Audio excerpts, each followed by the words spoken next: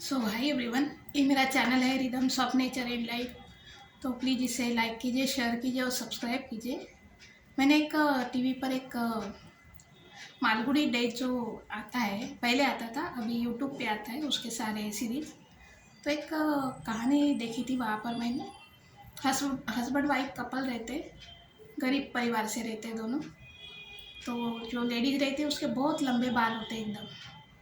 उसमें वो सजाने के लिए कुछ अपने पति को कभी बोल नहीं पाती मुझे वो चाहिए, जैसे टचअप लगाते। वो मुझे श्रृंगार के बारे में कुछ ज़्यादा पता नहीं है, तो लेकिन वो पति समझ जाता है कि इसे क्या चाहिए।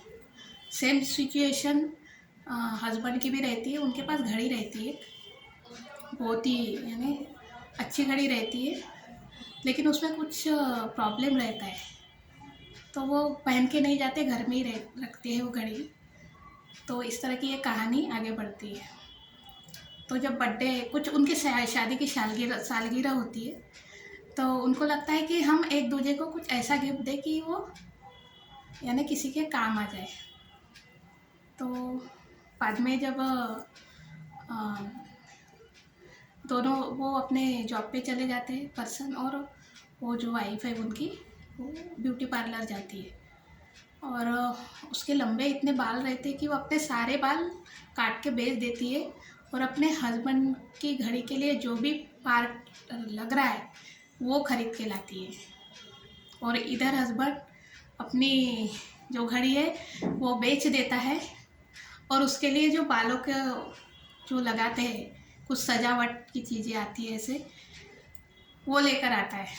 जब वो दोनों शाम को मिलते हैं तो वो यानी दोनों चीज़ें किसी काम की नहीं रहती ना। बालों का जो भी सजावट की जो भी चीज़ है, या फिर जो हस्बैंड के लिए घड़ी के लिए, हस्बैंड की घड़ी के लिए वो कुछ चीज़ लाती है, वो भी किसी काम की नहीं रहती। तो इसमें एक ही बात समझ में आती है कि आप आगे वाले को गिफ्ट कैसा दे रहे, क्या दे रहे, बहुत मायने रखता है। तो इस तरह का, वो तो हस्बैंड वाइफ थे, इट्स ओके। लेकिन उन दोनों का जो प्यार था, जो भी है रिलेशन था, वो साफ दिखाई दे रहा था कि इंसान अगर किसी को चाहता है तो कितनी बड़ी बड़ी कुर्बानियाँ भी दे सकता है। तो ये इस तरह का ये छोटी सी स्टोरी थी। और मैंने पिछली बार भी बताया था, मैं जॉब करती थी वहाँ पर। दोनों हस्बैंड वाइफ डॉक्टर्स थे, मैम भी थी और सर भी। तो उन्हीं के यहाँ का एक किस्सा था। मैं 7 से 2 बजे तक मैम की तरफ रहती थी, और 2 से 5 ने 2-2:30 इन बिटवीन सर के तरफ जॉब करती थी। यानी दोनों का अलग अलग था जो भी उनका। तो एक बार ऐसा हुआ कि मैम की तरफ भी पेशेंट थे, क्योंकि दोपहर के बाद दूसरी लड़की आती थी। तो 2 बजे के बाद मैं इधर हो जाती थी लंच वगैरह कर, घर पास में था, तो मैं घर में जाती थी, लंच करके आती थी। तो उस दिन मैम बोले कि तू घर में ही खाना खा ले आज, क्योंकि आज गर्दी बहुत, रश है इधर भी और उधर भी। तो मैंने कहा ठीक है। तो 2 बजे दूसरी लड़की आई, और मुझे 2 बजे डायरेक्ट सर के केबिन में जाना पड़ा, क्योंकि उधर भी पेशेंट थे बहुत। तो इन बिटवीन मुझे कुछ भी खाना मैंने खाया ही नहीं था उस दिन। तो और वो 5 बज गए ऐसे ही। तो 5 बज गए, 5 बजे तक मैंने कुछ भी नहीं खाया। तो मैम बोले सर को कि आप थोड़ी देर रुक जाओ, 10-20 मिनट, बाद में चेक करना, उसको खाना खाने दो। तो सर बोले नहीं, वो पेशेंट भी बहुत देर से वेट कर रहे हैं। तो मैंने कहा ठीक है, मुझे भूख भी नहीं लगी थी कुछ ज़्यादा। मैंने मैम को कहा कि मैम मैं बाद में खा लूँगी, 5 बजे जब भी पेशेंट। अभी ऐसा करते करते 5 साढ़े 5 बज गए। तो सर बोले ठीक है, अभी तू जाके खाना खा ले। अभी मैं किचन में गई, किचन में गई तो मैडम को गुस्सा आ गया। मैंने बुलाया तो तू आई क्यों नहीं? मैंने कहा मैम मैं बिजी थी, मैं कैसे आती। तो और ऐसा था कि उस दिन उनकी जो मेड थी वो भी नहीं आई थी, शायद, मुझे याद नहीं है। और मैं किसी के किचन में जाकर खाना तो मैं निकाल नहीं सकती। तो मैम बाहर ही नहीं आए गुस्से की वजह से। और सर और मैम का झगड़ा हो गया। सर बोले कि तूने जाकर उसको खाना क्यों नहीं दिया, और मैम बोले कि वो दोपहर को क्यों नहीं आई 10 मिनट के लिए, आपने उसको छोड़ा क्यों नहीं। तो इस तरह का वो दोनों झगड़ा कर रहे थे। मैंने कहा मैम सर मैं अभी निकल रही हूँ, और घर चली गई मैं। बाद में घर में ही जो भी है शाम का खाना वगैरह आई ने रेडी बना के रखा था, वो मैंने जो भी है खाया या नहीं खाया मेरे को याद नहीं, रात को खाया होगा। अभी तो मैं कभी कभी खाना ही नहीं बनाती रात रात को, 3-4 रातें ऐसे ही सो जाती हूँ। कुछ कुछ पता ही नहीं रहता मैं खाती हूँ नहीं खाती, कभी याद भी नहीं रहता, दोपहर को खाती हूँ बराबर। तो ये इस तरह का हो जाता है। तो उस वक्त अभी हमारे जो बाजू में थे सब ऐसे घर अलग के थे, तो जो हमारे बाजू में रहते थे उनको गुस्सा आ गया। 7 बजे से वो लड़की गई और 5:30 बज गए, तो बोले मैं जाकर उससे झगड़ा करके आती हूँ। मैंने कहा इतना बड़ा पराक्रम मत कीजिए किसी के लिए, वो होता है कभी कभी कम ज़्यादा ऐसा हो जाता है। तो मैंने कहा आप मत जाइए। तो इस तरह का होता है, इंसान का एक बिहेव होता है कि आ, हम इतना अटैच रहते किसी से, ऐसा होता है। तो वहाँ भी मुझे बहुत मानते थे मीन्स एक ईमानदारी जो रहती है, अब वो सबसे बड़ी बात। तो एक बार वो 8 दिन के लिए गाँव गए थे वो लोग, चाबी रखने के लिए कोई नहीं था। इतना बड़ा घर था कि मैं सोच भी नहीं सकती, पूरा ऊपर का फ्लोर जो है उन्हीं का था, इतना बड़ा घर था उनका, और पूरे घर की चाबी मेरे पास थी। वो मेरे लिए 8 दिन तक मैं सोई नहीं उसके लिए, मुझे डर था कि कुछ हो न जाए, ये मैं उनके तिजोरी की तरफ भी नहीं जाती थी। और मैं कभी शाम को कुछ सेटिंग वेटिंग करती थी वहाँ पर अगले दिन के लिए, तो तिजोरी ओपन करके चले जाते थे, न जाने कितना पैसा रहता था। तो इंसान को थोड़ा ईमानदारी बोलते हैं इसे, कि थोड़ा ईमानदार भी इतना रहे ना कि कोई बोले कि तू तो कुत्ते से भी ज़्यादा वफादार है। तो ये इस तरह का होता है कभी कभी। तो वो पूरे 8 दिन तक मुझे नींद नहीं आई थी। 8 दिन के बाद जब आए, जब पूरे पूरे पूरे घर की चाबी, पूरे अलमारी की चाबी और सब कुछ मेरे पास था, इतना बड़ा वो गुच्छा था कि मुझे बैग मेरी भारी लगती थी आते जाते ले जाते वक्त, पूरा दिन मैं वहीं रहती थी। तो ये इस तरह का कभी कभी हो जाता है। तो बहुत ही वो मेरे लिए बहुत हैवी सिचुएशन थी, चाबी के या घर से भी ज़्यादा। तो इस तरह का कभी कभी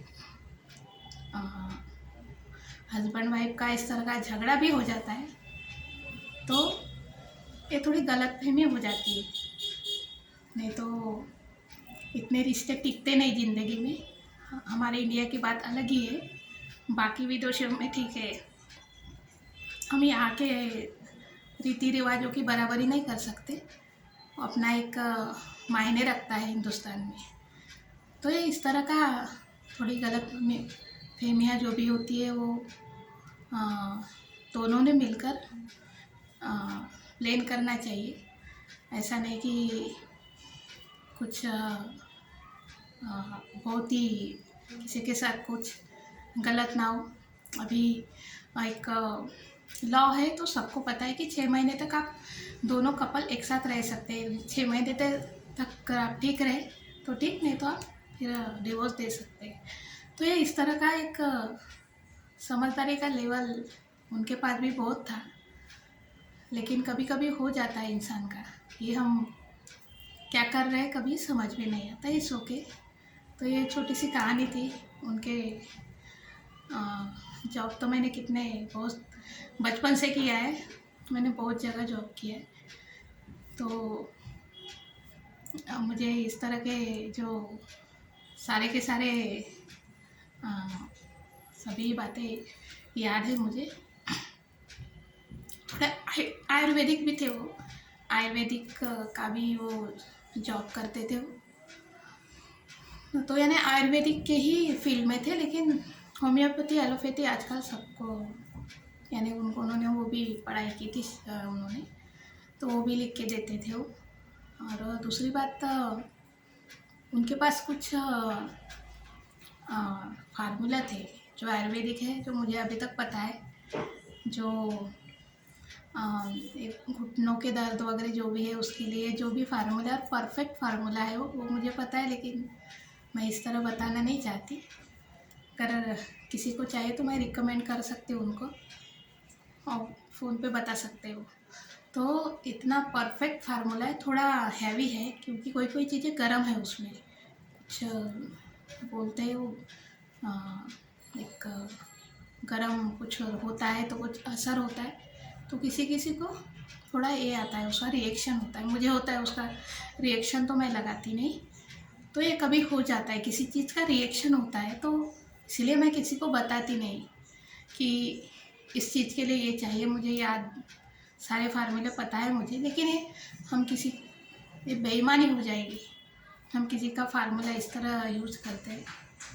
वैसे मैं इतना कर नहीं सकती ऐसा कुछ, कभी कभी हो जाता होगा, एक दो बातें इंसान के मुंह से निकल जाती होगी, तो ये इस तरह का रहता है।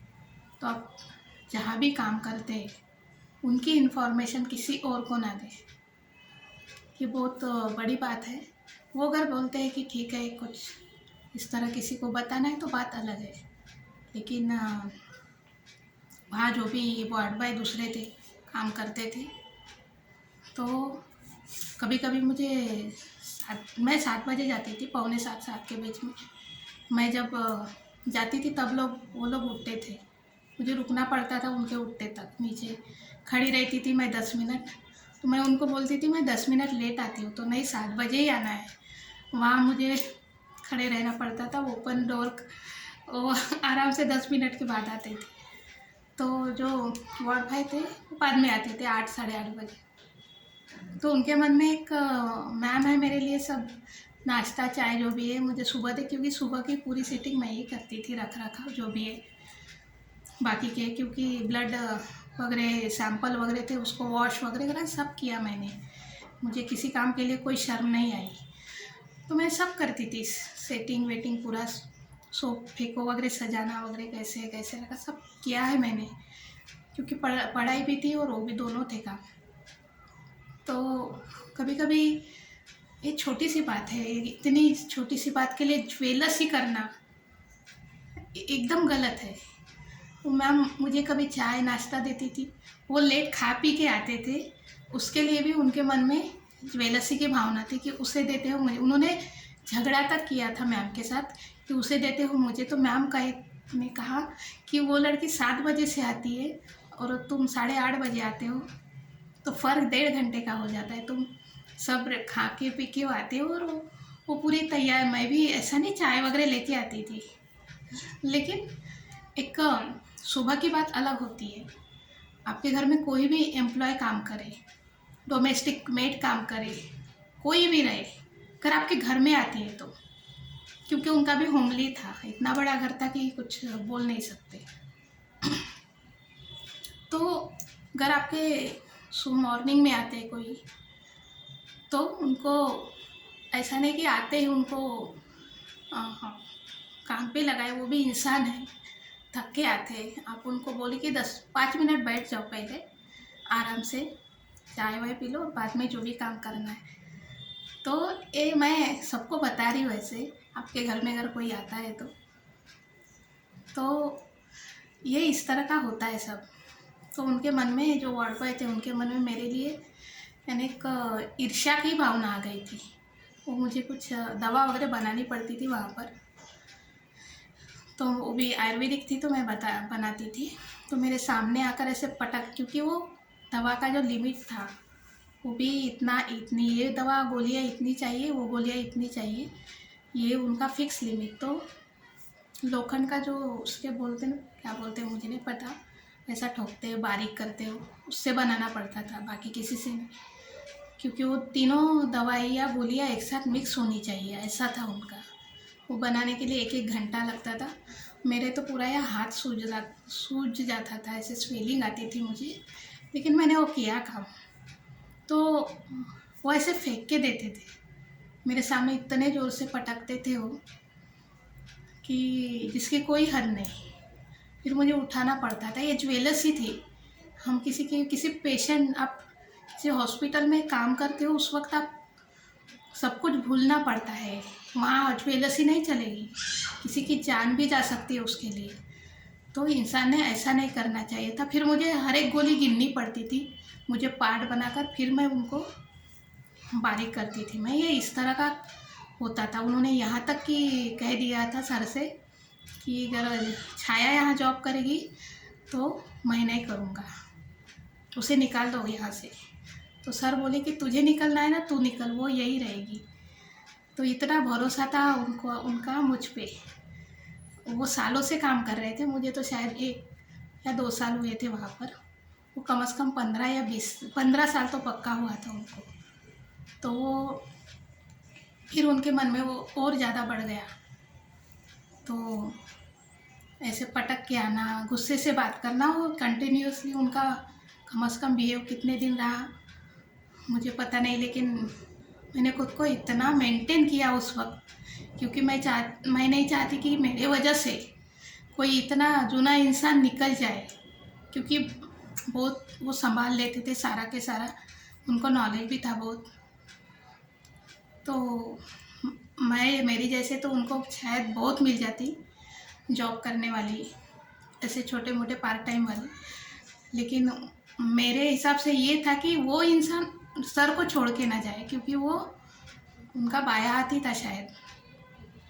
मेरे मन में ऐसा कभी नहीं आया कि मेरी वजह से वो निकल जाए। तो इंसान, आप कहीं भी जॉब करते हो तो ज्वेलर्स ही मत रखो किसी के बारे में। कुछ बातें हो जाती है तो ठीक है, लेकिन इस तरह अगर हम हॉस्पिटल या कहीं काम करते हैं, कहीं फाइनेंशियल वर्क करते हैं, तो ये बहुत ही गलत सिचुएशन हो जाती है कि ऐसा नहीं होना चाहिए। 1 महीने तक मैंने पूरा मेंटेन किया खुद को, मैंने इतना सा भी गुस्सा नहीं किया था। मैं खुद सोच रही थी कि मैं कैसे कैसे यानी लेकिन ये क्या था, सर और मैम जो मेरे साथ जो बिहेव करते थे ना, उसकी वजह से मैं मेंटेन थी कि ये इंसान ठीक है, इनके मन में ज्वेलसी है। लेकिन वो जो मेन पर्सन है, हस्बैंड वाइफ है, उनको मेरे ऊपर भरोसा था और मैं उस भरोसे को तोड़ना नहीं चाहती थी। 1 या 1.5 महीने के बाद वो इंसान लेवल पे आ गया, मेरे लेवल पे आ गया। यानी उन्होंने सबके सामने ये बात कही कि छाया ने 1 महीने में जितना सहा ना, मैं सोच भी नहीं सकता। मैं उसे बदलने वाला था, मैं खुद ही बदल गया। तो ये होती है, इसे कहते हैं काम, जो भी काम बोलते हैं ना, शांति।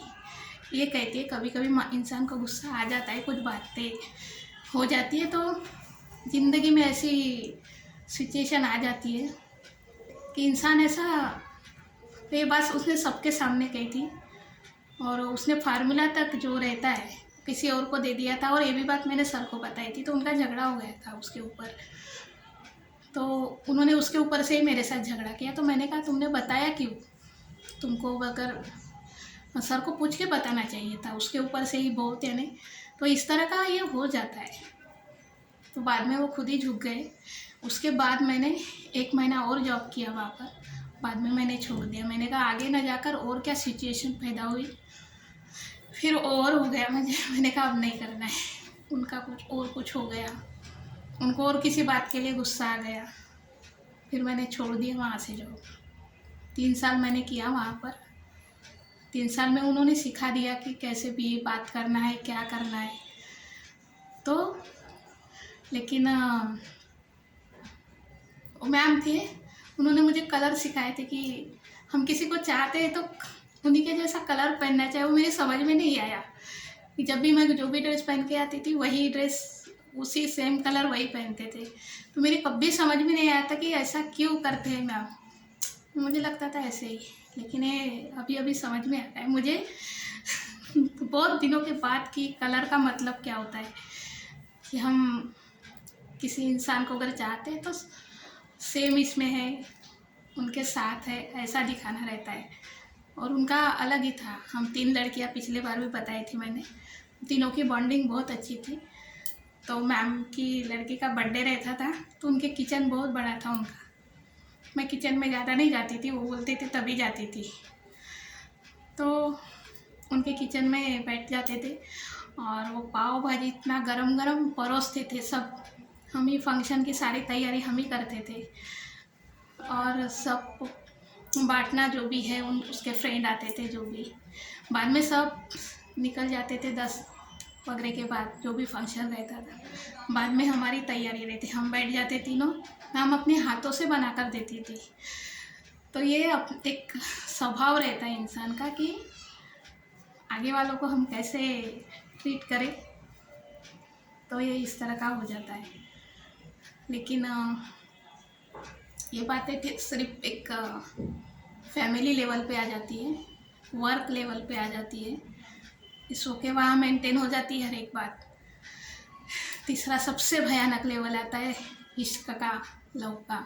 जो भी किसी को आप चाहते हैं तो जो भी है, चाहे कोई भी रहे ज़िंदगी में, लड़का रहे लड़की रहे, अगर आप सच में किसी को चाहते हैं तो उन्हें बोलिए, ना कि दूसरों के पीछे पड़िए। हो सकता है कि एक पर्सन एक लड़की को चाहता है, दूसरी लड़की उसे चाहती है, तो ये बहुत गलत सिचुएशन है। हो सके तो खुद दूर हो जाइए।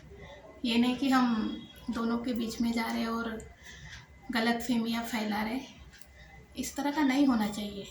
तो ये वहाँ तक सीमित रहता है। लेकिन आप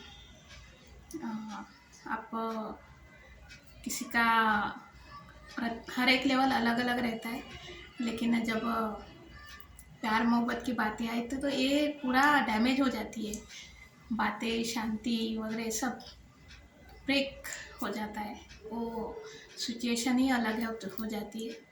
न जाने क्या क्या हो जाता है उसमें भी थोड़ा अगर खुद को मेंटेन रखे तो बहुत जिंदगियाँ संवर सकती है, उसमें कोई बड़ी बात नहीं है।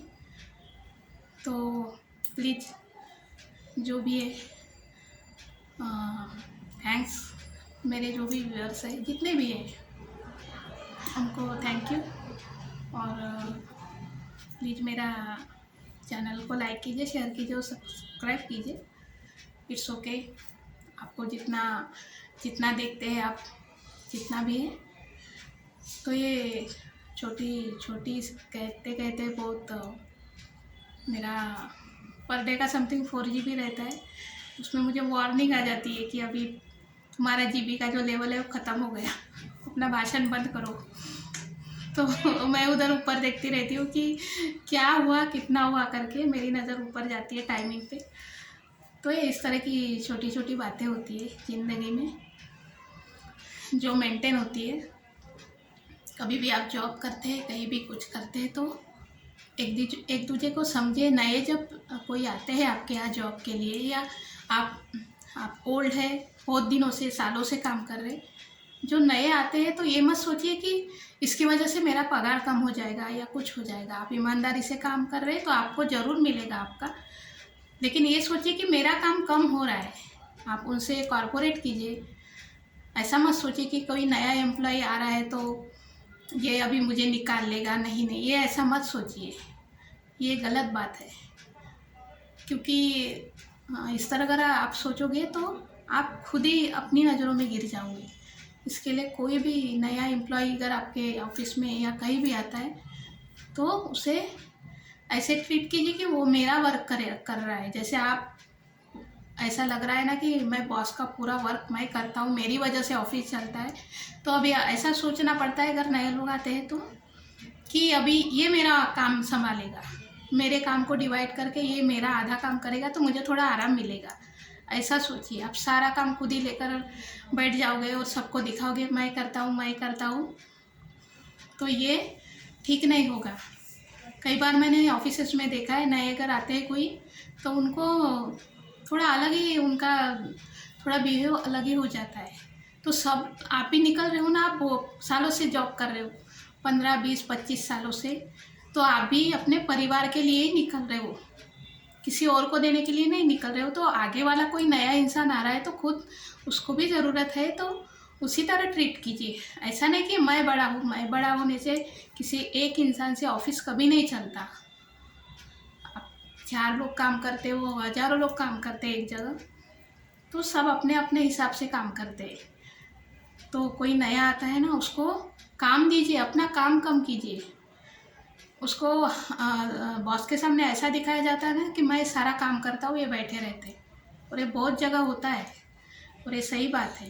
ये गलत जो सिचुएशन बड़े जो सीनियर एम्प्लॉय रहते हैं वो जो क्रिएट करते हैं ना, बहुत गलत है।